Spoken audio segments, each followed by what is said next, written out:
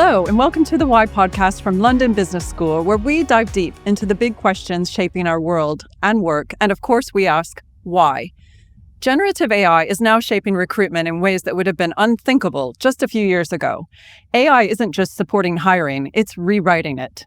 And to help us understand what this means for fairness, accuracy, opportunity, and the future of work, I spoke with Dr. Isabel Fernandez-Mateo, Professor of Strategy and Entrepreneurship at London Business School. Isabel, welcome to the Why podcast. Thank you so much for having me. Isabel, you've said that to understand why AI is reshaping hiring, we have to look at the process differently. Not just a single choice, but as a series of funnels that shape the outcomes at every stage. Can you talk us through what that means? Yes, of course. I think that very often when we think about recruitment or hiring, we think about it as in terms of a one-off, yes-no decision. But in fact, recruitment is a series of stages. It starts from how we define jobs, who considers those jobs, who applies, who is selected, who is made an offer, who decides to take the offer. So there are different steps in the process. And the important thing is that there are choices made by employers and by candidates at each step. And in order to understand how AI affects recruitment, we need to understand how it affects each of those choices at all the different stages, rather than at one particular point in time. So it's a series of interconnected stages. Okay, so let's go back to the start of the process, the job spec. Mm-hmm. How does generative AI influence the way firms scope or define the roles they need? Yeah, so I think it's quite interesting. We do not have a lot of research on this yet, but very often, as you know, we hear about how AI, and in particular generative AI, is going to change occupations, what kind of jobs are going to be more in demand, which kind of jobs are going to be less in demand. And it almost looks like this is something external that comes from above or something happening in the market. But in fact, this is really defined within organizations. Organizations deciding what kind of skills are we searching for, what kind of jobs are we going to advertise and describe. And it is the case that many companies are now using generative AI to draft those job descriptions, to figure out what kind of skills are in demand in the market, what kind of skills they would like to have in the organization. So this process of defining the jobs and how AI is shaping that process is becoming more and more important, and something that we need to study in a bit more depth. So generative AI has been around for a couple of years. Has this been used in the hiring process since its evolution? I think it is becoming more and more common. Obviously, at the beginning, people were still not sure what it is that we can do with this. They started experimenting. Maybe I can use ChatGPT to do some job descriptions.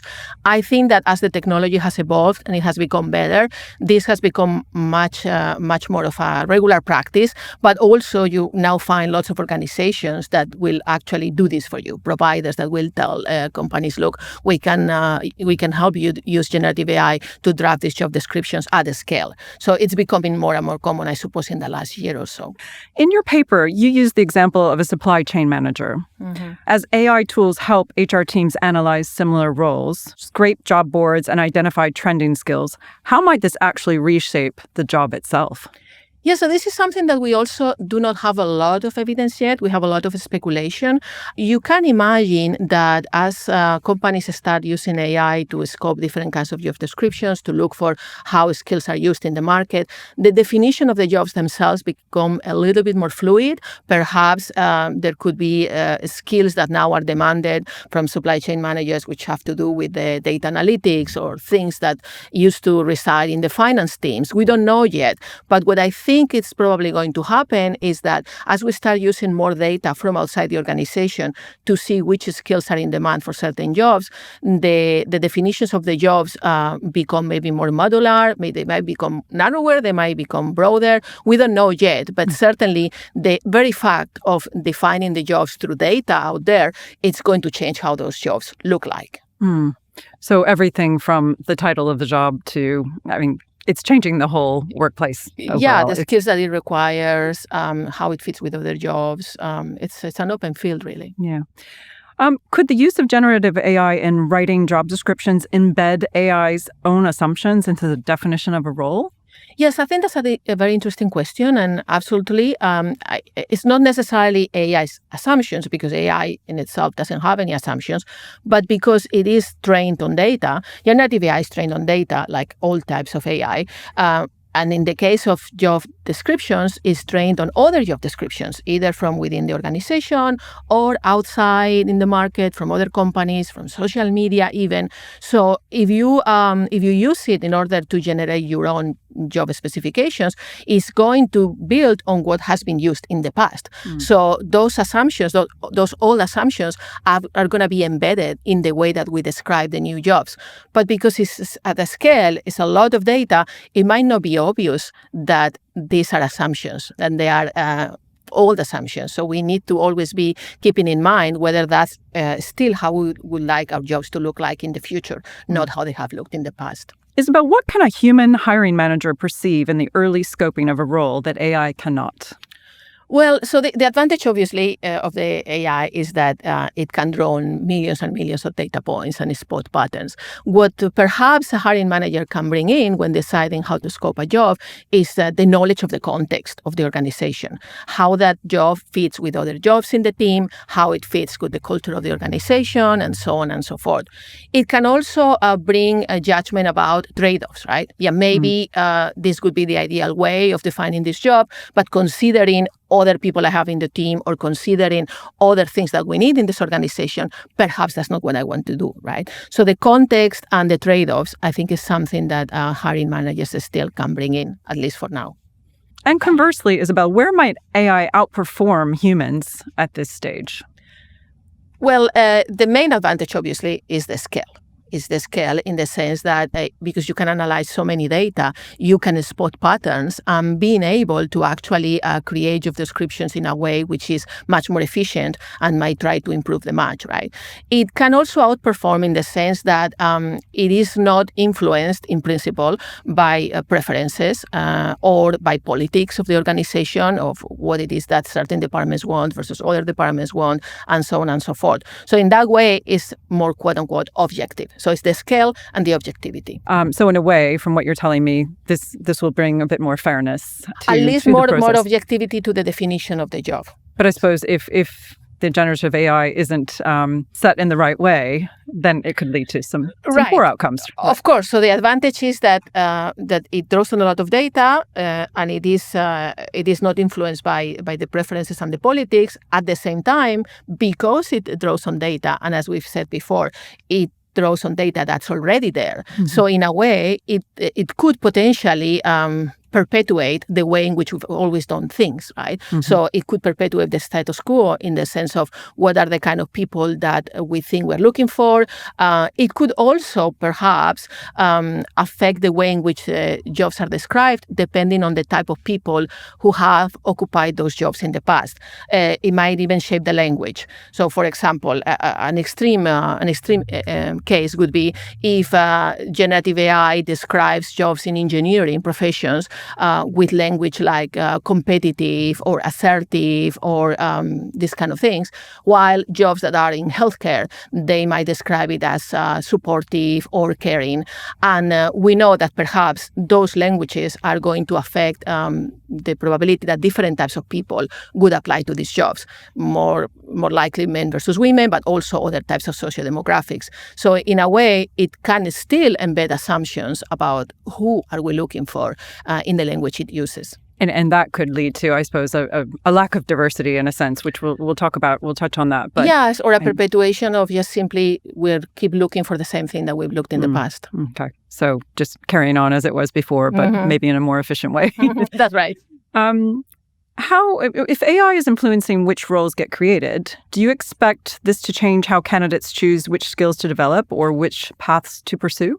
So I think that's a very interesting question, one that we do not have an answer for yet, but it does seem plausible that candidates start also using AI themselves to search for what kind of skills are in demand, how is it that companies are asking for certain types of experiences or abilities, and therefore they will adapt themselves to those things that companies are looking for. In a way, in a funny way, and again, we do not have a lot of evidence about this, there could be a feedback loop in which companies are using generative AI to craft jobs, and then candidates are using generative AI to try to present themselves to those jobs, and the whole thing becomes self-reinforcing, and perhaps it limits the variation or the creativity as for how we think about jobs. I wanted to talk to you next about how people will be sorted into funnels, because you talk about these funnels in your research. So we have a job spec and people have started applying. How exactly is AI shaping who even gets into the pool? So even before we have the job spec, right, the first step is how that job spec is going to attract different kinds of people. So how do we define the candidate pool, the people who could apply to these jobs? Well, it's how we define the job. How we present the job is going to affect who comes in, right? So in theory, one could use generative AI to try to use the language and the type of skills to try to target certain demographic groups or certain types of people with different experience. And organizations are already starting to do that. How can we craft the jobs in ways that they will appeal to different groups? For the moment, I believe that's been done at the group level, right? So if I define the job in this way, is it going to affect people from this location or from this demographic group? But one can imagine that in the future, you could do this much, much more tailored, even to like specific kinds of people. How do I tailor the job ad so it affects this person or that person or the other person? We're certainly not there, but I think it can move towards a personalization of these job specs that would make the candidate pool, so to speak, narrower and narrower. I can imagine the massive benefit of that, for somebody who is hiring. Sometimes when I've had to hire, you get 100 CVs, and how do you sift through those? Maybe you're in a certain type of mood and you just discard people quickly for so this, in a sense, could be incredibly helpful. Well, if you can tailor the job ads in ways that attracts the kind of people that you really want to attract, then that should improve the match. Yeah, it should. But on the flip side, I would just hope that that the companies, whoever's hiring, gets it right, because like you said, it could also mean that you miss something, or maybe somebody doesn't tick all the boxes, but actually they would be a great person for a job. Yes, that would be the risk. That would be one of the risks, for sure. Yes. Yeah, the other risk would be that, again, if you are defining the jobs to attract certain kinds of people, it might be that, well, perhaps those are not the kind of people that would be good for the job. Basically, you might be perpetuating, again, the status quo of the kind of candidates that we've always had, right? So you have to keep your mind open. Okay. So keeping an open mind, using the tools we have and keeping an open mind. You point out that AI could bring in more applicants from underrepresented groups. And you do a lot of, you look a lot at gender diversity and could it also reinforce stereotypes baked into the training data? What are some of the risks when it comes to that? Yeah, so I think this is related to what we said before. If you are using the same data of the type of jobs that we had before, you might end up bringing people who look like the ones that you had before. Right. Or at the very extreme, you could also find that if you use the AI to decide who are you going to show these ads to, because that can be done as well, right? And my marketing colleagues have looked at some of those processes. It might decide to show these ads only to certain people and not to other people, because we might assume, or the AI may assume, these are the ones that might be interested, right? Whether that is the case or not. So lots to watch out for. Yes. It can be a great tool. And there's research showing that when candidates use AI to write CVs or applications, I'm really curious to hear what you have to say about this, their profiles start to look more similar.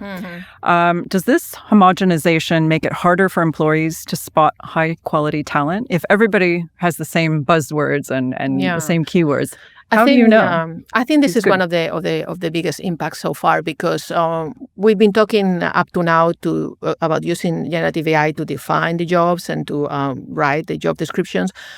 But the biggest use of AI in the hiring process so far as I know, is using it to screen CVs, to screen applications, right? Like in an automated way. Sure. And as you say, now everybody's using generative AI to create these applications, which means everybody looks more professional, and we do have evidence that when candidates use generative AI to write their CVs, they do look better and they're more likely to be selected, but they look much more similar. So it's becoming harder and harder for organizations to actually distinguish the signal from the noise and to figure out really who are the highly qualified people when everybody starts to look a little bit the same, right? So in that case, then it would mean probably having to interview more people because you might have originally had, 100 applicants and you can say, okay, these are the 10 I want to talk to. But in this case, if everybody looks the same, then, that could be one way. You could interview more, so that creates more cost, right? It's easier to write the applications, it's easier to write the job specs,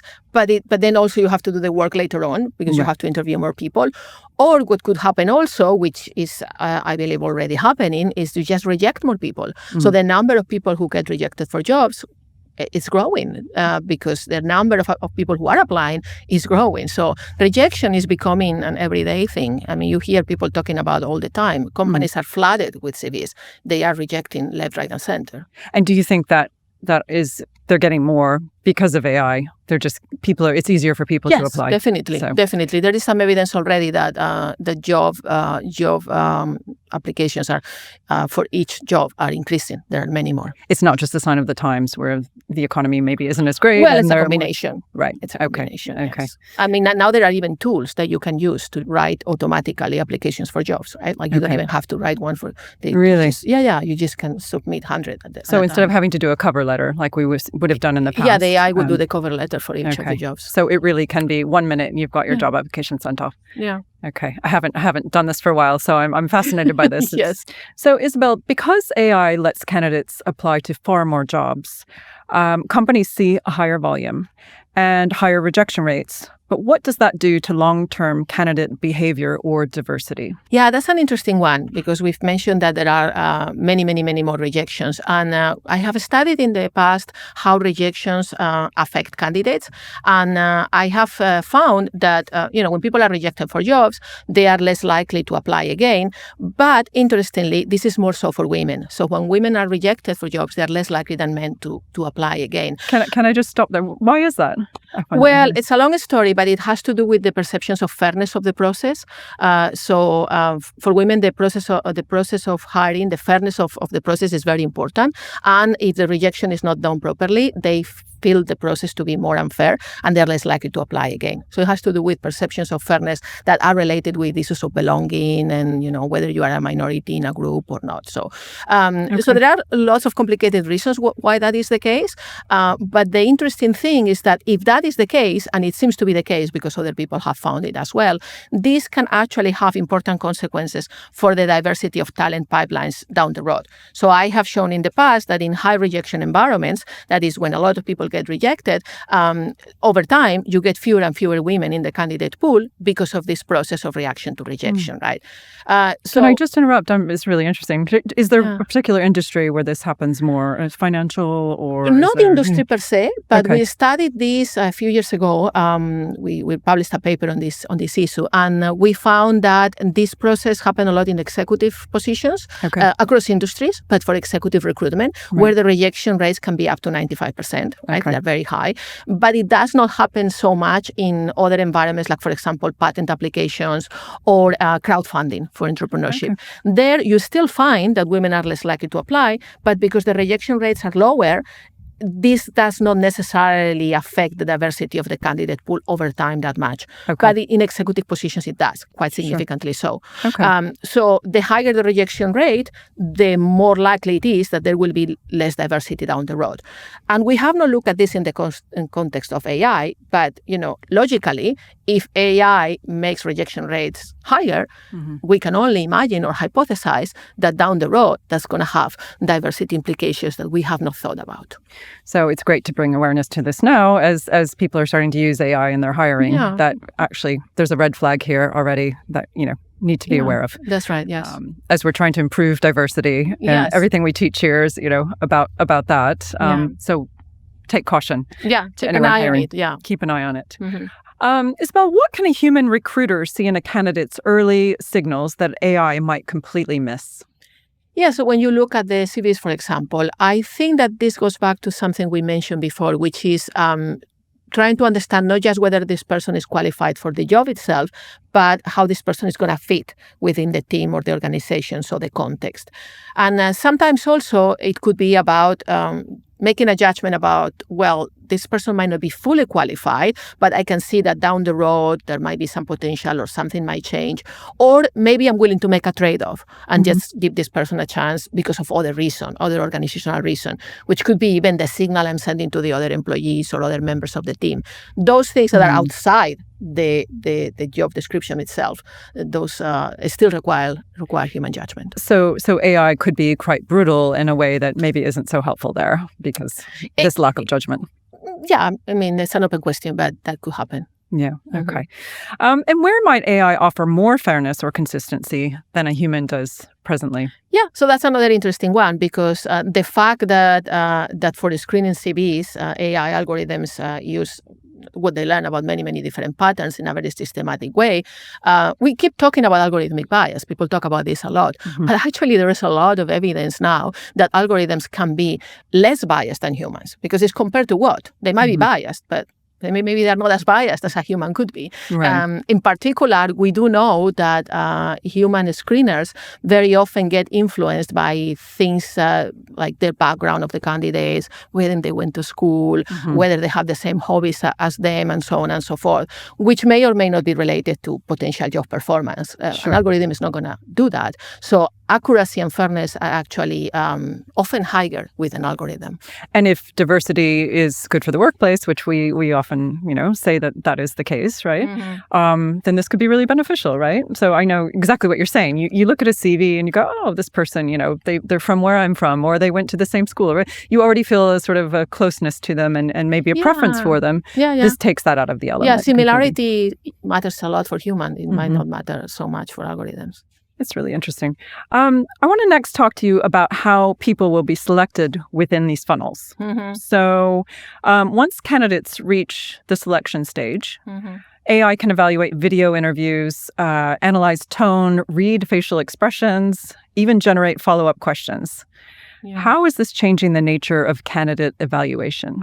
Yeah, so this is a relatively new development, not super new, but newer than the traditional way of using AI, which is screening CVs. And indeed, as you say, there are many tools now that organizations use to have the first interview with a candidate be done through an AI video or audio interview.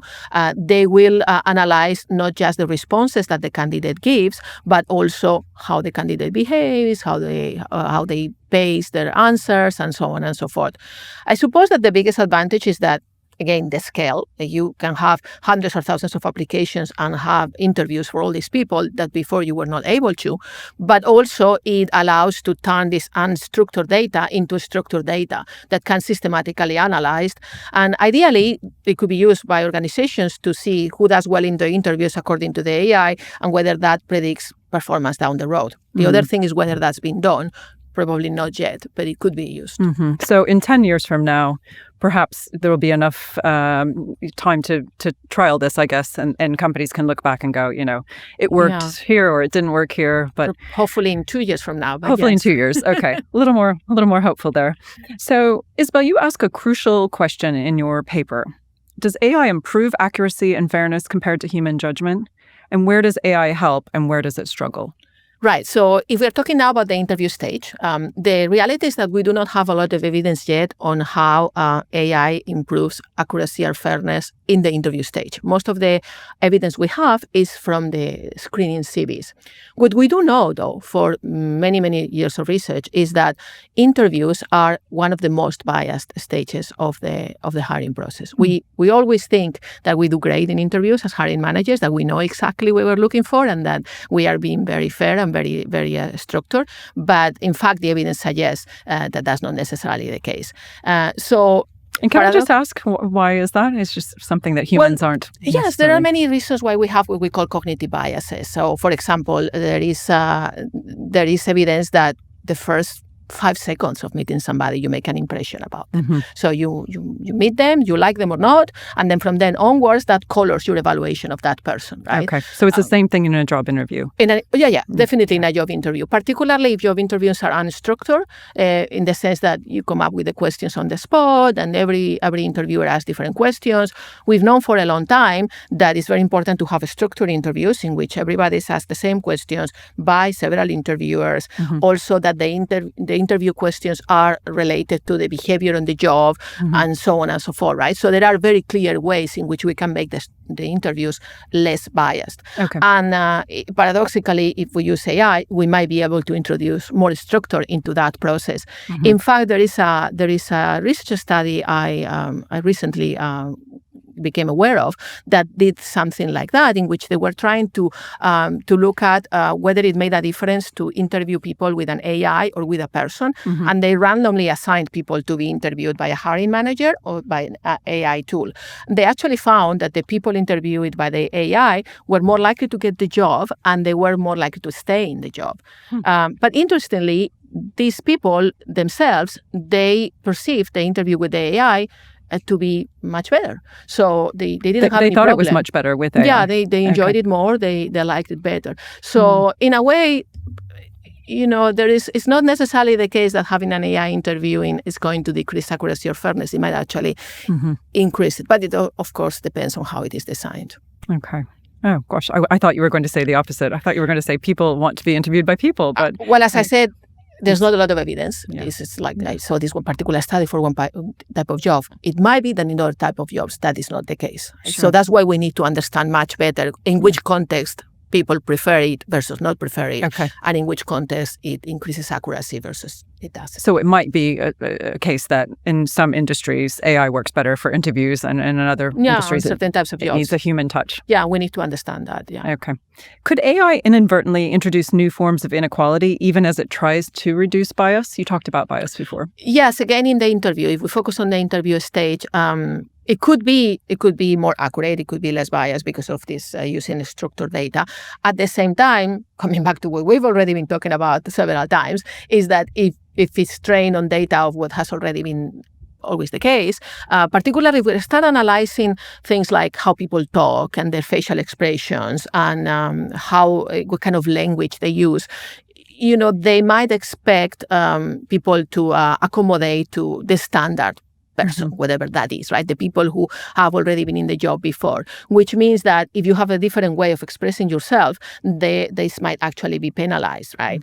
Or it might affect different candidates differently because there might be people who are very uncomfortable, like doing videos or speaking in a certain way. There is a little bit of evidence of that. There are certain people who find interacting with the AI a high-pressure environment, or they might feel like it's very impersonal. Sure. So in those ways, it can affect different groups in different ways. So it just sounds like it's really early days in all of this. Yes. And we're going to see a lot of change, obviously, very quickly. Yeah. But we are definitely going to have generative AI is going to be in our lives, whether we like it or not. People are using it. Companies are using it already. They are using it. So Isabel, we have one signature question we ask all our guests at the end of each Y podcast. And I want to ask you, why should organizations rethink their hiring processes today? And what is one practical step they can take to ensure AI enhances rather than replaces good human judgment? Yes. Well, they should think about it because it's already happening. So AI is here, is being used by candidates, by companies. So you need to think about how you are going to use it to take the most advantage of it. And I think that the important thing that people need to think about is how do these systems fit within the organizational context, right? This is not just a tool that you can just plug in, but it has to fit within the rest of the organization. The technology in itself is not good or bad. It depends on how you use it. So the one thing that I would advise is to make sure that there's a clear set of responsibilities and transparency on who is responsible for what within the organization to make sure that we take advantage of the technology in a way that makes the recruitment process more accurate and fairer rather than the other way around. And thank you. That's a fantastic answer. I just have to ask you one last thing, though, because in talking through all this, I imagine HR teams, they really have to be on the case, right? And retraining their staff. I mean, this is something that the people team, as we call it here, HR teams in companies, obviously everywhere around the world must be retraining in. So that's another topic for another conversation. But really, everybody should probably be thinking about retraining. That's for sure, and understanding. There is a lot of things that need to be understood about this technology. Sometimes we think it's like magic. It's not magic, and it can be understood, and it can do a lot of things. But there are also a lot of things that it cannot do. So understanding what's good at and what's not good at is very important. So adapting with all this new technology, but also being cautious. It sounds like the overarching message here. Yeah, keeping an eye on it, make sure there is transparency, make sure there's accountability. Transparency and accountability are very important principles, no matter whether we're talking about human judgment or AI or machines, whatever it is. So it's a lot of things we've known throughout business in the past, but it's updating it for a new model that we're working on. Yeah, maybe amplifying it, but yes. Yes. Thank you so much. It was a fascinating conversation. I really appreciate your time. Thank you so Isabel. much. Thank you, Isabel, for joining us for the Why podcast today. And thank you, our audience, for joining. We'd love to hear your thoughts about how AI is changing the way you hire or get hired. Drop us a comment on Spotify or YouTube and use the hashtag #TheWhyPodcast to join the conversation. And don't forget to follow and subscribe so you never miss an episode.